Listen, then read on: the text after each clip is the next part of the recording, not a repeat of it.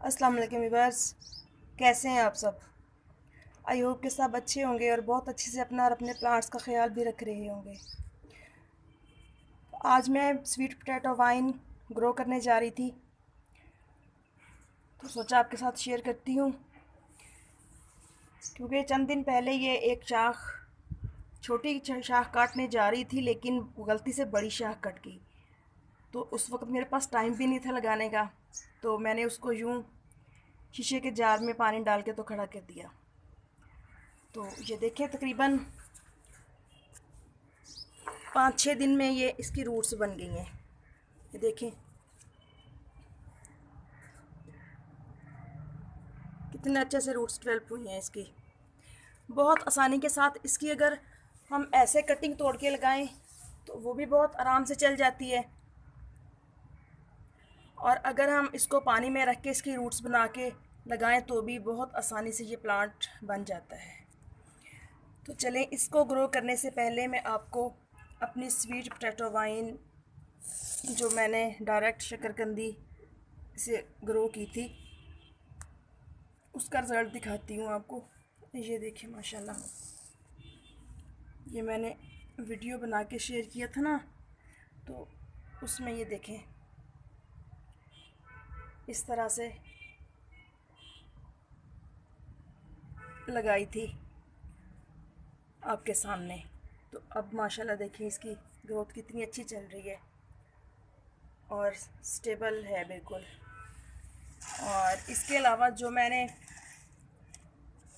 इसके साथ से स्लिप्स काटी थी 2-3, तो ये देखें वो स्लिप्स भी मैंने पानी में रख दी थी। तो इस तरह से उन स्लिप्स में भी रूटिंग स्टार्ट करती है। नज़र आ रही हैं आपको, ये देखें। तो यूँ बहुत आसानी से हम एक शकरकंदी से काफ़ी सारे प्लांट्स बना सकते हैं। और ये वाली जो वाइन है ये मैं लास्ट ईयर जस्ट छोटा सा प्लांट मुल्तान से लेके आई थी। ये वाला कलर मेरे पास नहीं था, पैरेट कलर की थी, लेकिन ये वाला नहीं था। तो मुझे बहुत अच्छा लगता है ये वाला प्लांट, बहुत इजी टू ग्रो भी है, और ये बहुत आसानी से चलने के साथ साथ गार्डन को बहुत अच्छी लुक देता है और बहुत ही खूबसूरत नज़र आने वाला ये प्लांट है। इसको हैंगिंग बास्केट में भी लगाया जाता है और इसको आप पॉट्स में भी लगा सकते हैं। ये बहुत प्यारा लगता है। कोई पॉट ऊंची जगह पे पड़ा हुआ हो या आप कुछ अपने गार्डन के किसी कॉर्नर वगैरह में क्रिएट कर सकते हो, यानी कि हाइट पे थोड़ा सा प्लांटर रख के उसमें इनको लगा के अगर नीचे को इनका रुख कर दिया जाए तो बहुत ही अच्छे से ग्रोथ करते हैं ये प्लांट और बहुत खूबसूरत लगते हैं। बहुत कम केयर में आसानी से इसको अपने घर में हम ग्रो कर सकते हैं। तो चलें, आज मैं आपके साथ इसको ग्रो करने जा रही हूँ। तो गमले में मिट्टी भर के मैं आपके साथ शेयर करती हूँ। ये देखें इस तरह से हम जो गमले में मिट्टी डाल के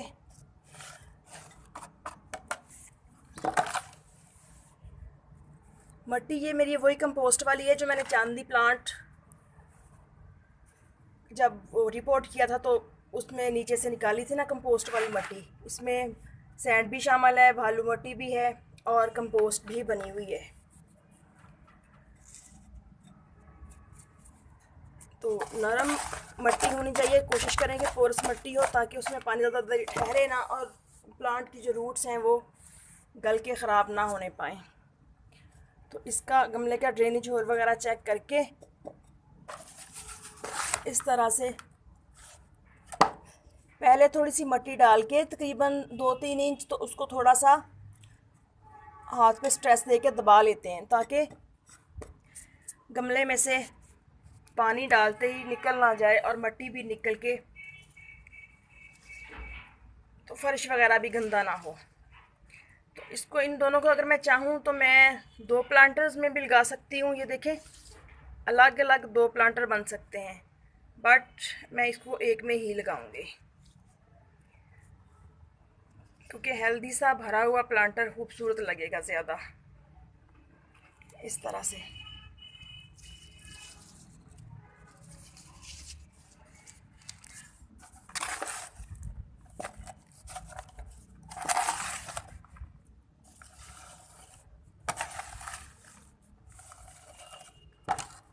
नाजुक सी रूट्स बनी हुई हैं इसकी, तो इनको स्ट्रेस नहीं देना मिट्टी पे बिल्कुल भी, ताकि रूट्स डैमेज ना हो।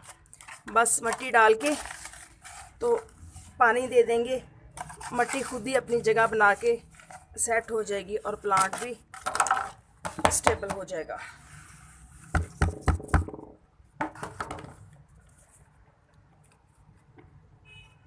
इस तरह से बिल्कुल हल्के से हाथ से सेट करके इनको फिर पानी देते हैं।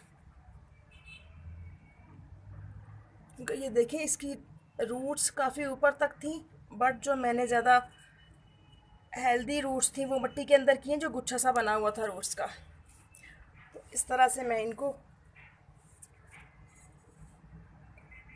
यही वाला पानी दे दूँगी, क्योंकि मैंने अभी बदला था। ये पानी बिल्कुल साफ़ सुथरा है पानी ये वाला। और इसके अलावा जब इस प्लांट की मिट्टी सूखे तो इसको पानी दें, और धूप बर्दाश्त कर लेते हैं ये प्लांट, लेकिन फिर भी थोड़ा एहतियात करना चाहिए, क्योंकि आजकल मई चल रहा है, तो झुलसा देने वाली धूप इन प्लांट्स को डैमेज कर सकती है।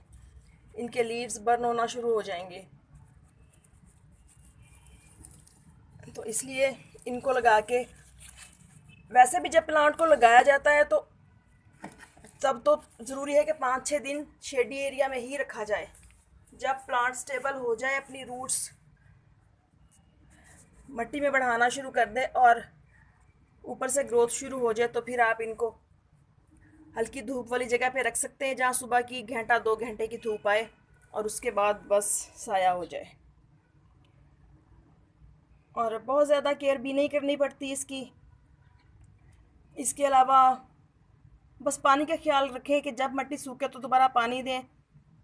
और इस मौसम में, गर्मी के मौसम में, तो ज़्यादा फर्टिलाइज़र वगैरह भी नहीं देना चाहिए प्लांट्स को। बस जो लिक्विड बनाएंगे वो इसको देते रहेंगे। और इसकी मिट्टी में ऑलरेडी कंपोस्ट शामिल है। और लोकेशन की बात हो गई है, तो इसको आप अगर हैंगिंग प्लांटर में लगाना चाहें तो भी बहुत अच्छी खूबसूरत लगती है ये।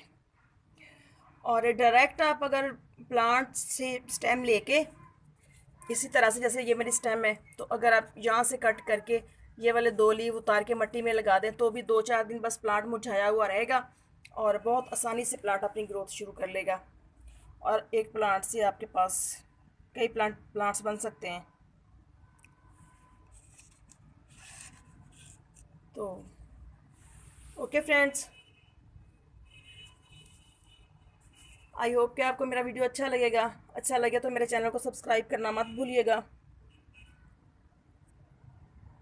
ओके, अल्लाह हाफिज़।